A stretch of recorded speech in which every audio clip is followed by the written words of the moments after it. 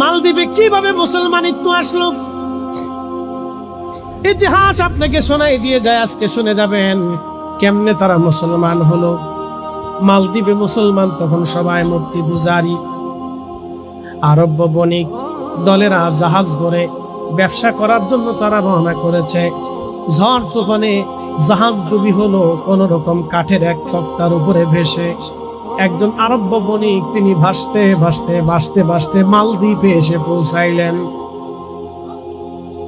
মালদ্বীপে পৌঁছানোর পরে তিনি যখন মালদ্বীপে আসলেন, লক্ষ্য করলেন মালদ্বীপের লোকজনের মন খারাপ, সবার মন বেজার, সবাই মনক্ষুণ্ণ হয়ে পড়ে আছে। ব্যবসা বাণিজ্য তেমন ভালো না, কেউ কারোর সাথে তেমন কথাবার্তা বলে না, সবার মন খারাপ। কারণ কি? জিজ্ঞেস করলো তোমাদের মন কেন খারাপ হয়ে আছে? ওরা বলল দেখো, প্রত্যেক বছরে এই সাগর থেকে একটা দূত উঠে আসে। দূত উঠে আসার পরে আমাদের একজন কুমারী মেয়েকে প্রত্যেক বছর সাগরের তীরে আমাদের রেখে চলে আসতে হয়। আর এই দত্তটা এসে ওই কুমারী মেয়ের রক্ত পান করে চলে যায়। ওই দত্ত জিনটা আসে কুমারী মেয়েটাকে হত্যা করে ছিন্ন বিচ্ছিন্ন করে রেখে দিয়ে এসে চলে যায়। প্রত্যেক বছরে আমরা একজন করে কুমারী মেয়ে ওই জিনের জন্য বরাদ্দ করি, নতুবা আমাদেরকে কষ্ট দেয়, ঝড় তুফান দেয়, বিপদ আপদ আসে, মুসিবত ফিরে আসে, সে আমাদেরকে হত্যা করে, মানুষ খুন করে। এইভাবে সে উগ্র। আমরা বাঁচতে পারি না, বহু চেষ্টা করেছি, কাজ হয় না। কিন্তু এই বছর আমাদের মন খারাপ কেন তুমি জানো না? এই প্রত্যেক বছর আমরা লটারি করি, প্রত্যেক বছর লটারিতে এক একজন মেয়ের নাম আসে, প্রত্যেকজন মেয়ের নাম আসে। কিন্তু এই বছর যার লটারিতে নাম আসছে তিনি আমাদের এই দেশের রাজার মেয়ে, বাদশার মেয়ের নাম আসছে। এখন বাদশার বক্তব্য হলো আমার মেয়ের যেহেতু নাম আসছে, অতএব আমার মেয়েকে আমরা সমুদ্রে পাঠাবো। আর আমরা বলছি না, বাদশার মেয়ে আমরা দেব না। বাদশা বলে না, তোমাদের সন্তান যদি মরতে পারে তাহলে জনগণের জন্য আমার সন্তান কেন মরবে না? আমাদের সবার মন খারাপ, রাজ পরিবারের সবার মন খারাপ, বাচ্চার একটা মাত্রই সন্তান। এখন বলো তো এই অবস্থায় আমরা কি করে খুশি থাকতে পারি? তখন ওই আরব বণিক তিনি ছিলেন মুসলমান, তিনি আল্লাহর কোরআনের হাফেজ। একবার জোরে বলা যাবে কি মারহাবা? একজন আল্লাহওয়ালা বুজুর্গ আল্লাহর ওলি, কোরআনের হাফিজ, তিনি বলতেছেন শোনো, তোমার বাদশার কাছে আমাকে নিয়ে চলো, এই বিপদ থেকে আমি তোমাদেরকে উদ্ধার করতে পারি। লোকেরা তাকে নিয়ে চলে গেল। বাদশাকে বললেন, বাদশা আমি আরব একজন বণিক, কোরআনের হাফেজ, আমি মুসলমান, তোমাদেরকে এই বিপদ থেকে আমি উদ্ধার করতে পারি, কিন্তু আমার একটা শর্ত আছে। বলে কি শর্ত? তোমরা ওই মেয়েটাকে সমুদ্রের পাড়ে পাঠাবা না, ওই সমুদ্রের যে ঘরের মধ্যে তোমরা মেয়েটাকে রেখে আসো, ওই ঘরের পাশে আমি যে বসে থাকব। আর যদি ওই দত্তটা চলে যায়, কোনোদিন যদি না ফিরে আসে, তাহলে বলো রাজা, তোমরা সবাই মিলে কি আমার ধর্ম মানবানি? কোরআনের হাফেজ আল্লাহর ওলি, দিন তারিখ নির্দিষ্ট।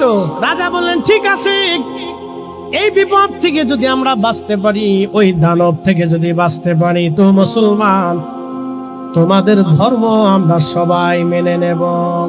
আমার দেশের এই মালদ্বীপের যত আমরা মানুষ আছি, আমরা সবাই একসাথে তোমার এই ধর্ম মেনে নেব।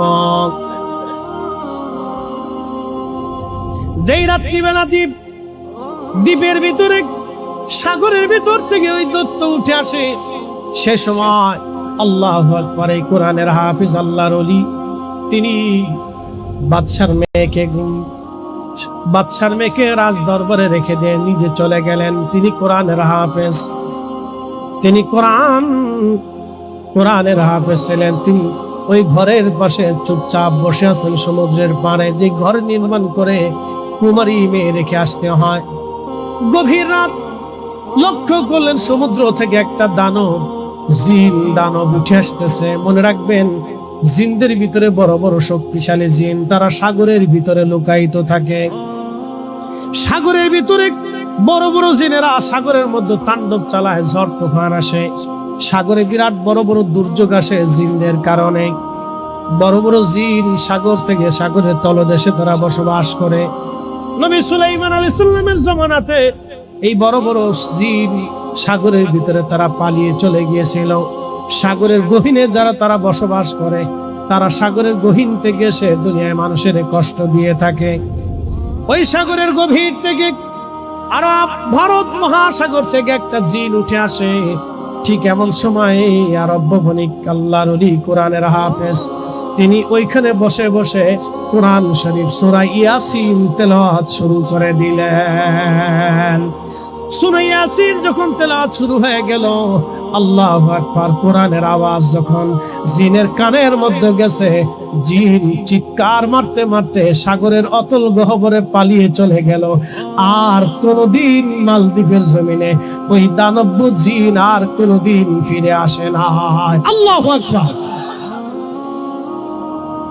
পরের দিন সকালবেলা রাজা এবং তার লোকেরা মালদ্বীপ থেকে রওনা দিয়ে চলে গেল। যায় দেখতেছে ঠিক বসে বসে কোরআনের হাফিজ কোরআন তেলাওয়াত করে জিন পালিয়ে চলে গেল। বলে, যুবক রে, যুবক কোরআনের হাফিজ, এটা কি করে সম্ভব হলো? বলতেছে, বাদশাহ, এটা আল্লাহর কোরআনের মুজিজা। একসাথে জোরে বলবেন কি মারহাবা।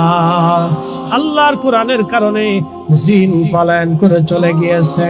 এবার বলো, তোমরা কি কোরআন মাননি, বিধান মাননি? তখন রাজা বলল, মুসলমান, আর দেরি করো না, আমরা যারা আছি সবাইকে আমাদেরকে একসাথে তুমি কালেমা পড়াইয়া আমাদের সবাইকে মুসলমান বানায় দাও। এই জন্য মালদ্বীপে 100% মুসলমান, ওখানে মুসলমান ছাড়া কেউ নাগরিকত্ব পায় না।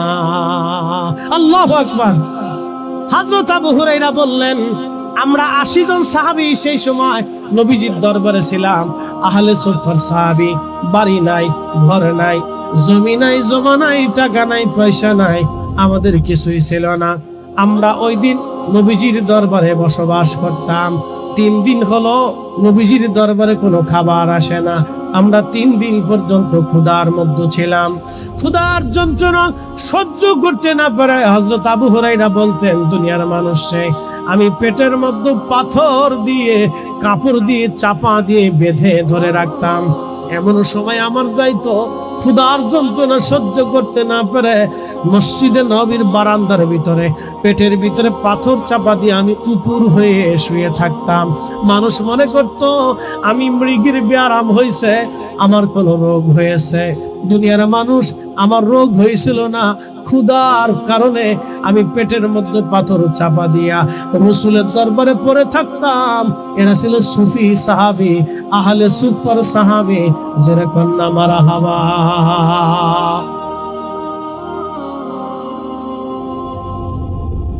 এরা আহলে সুফার সাহাবী। আবু হুরায়রা বললেন, 3 দিন পর্যন্ত ক্ষুধার্ত, কোনো খাবার নাই, নবীর বাড়ি কোনো খাবার আসে নাই, কোন সাহাবী খাবার নিয়ে আসে না।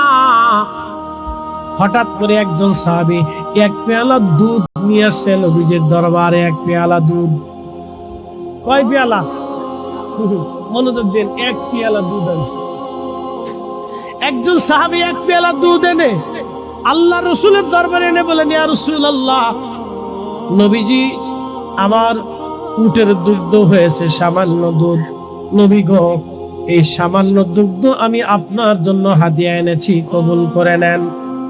আল্লাহর হাবিব মুস্কি হাসি দিয়ে দুধের পেয়ালা হাতে নিলেন। আবু হুরায়রা, লাব্বাইক ইয়া রাসূলুল্লাহ।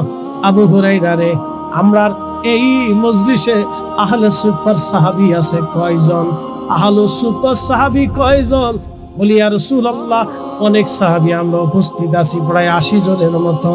নবীজি বললেন, আবু হুরায়রা, তুমি এই দুধ সবাই মধ্যে বন্টন করে দাও।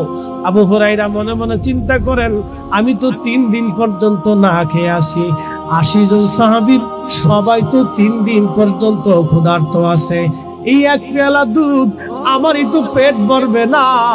আমি 80 জন সাহাবীর ভিতরে 1 পেয়ালা দুধ কেমনে বন্টন করব? আল্লাহর নবী বলেন, আবু হুরায়রা, বিসমিল্লাহ বলে শুরু করে দাও। আবু হুরায়রা